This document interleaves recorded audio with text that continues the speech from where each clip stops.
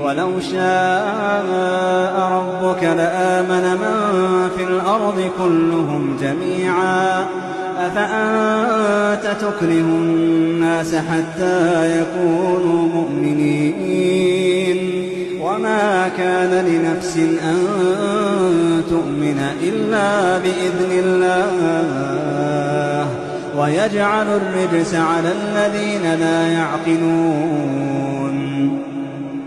قل انظروا ماذا في السماوات والأرض وما تغني الآيات والنذر عن قوم لا يؤمنون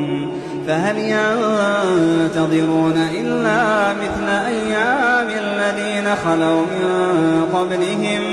قل فانتظروا إني معكم من المنتظرين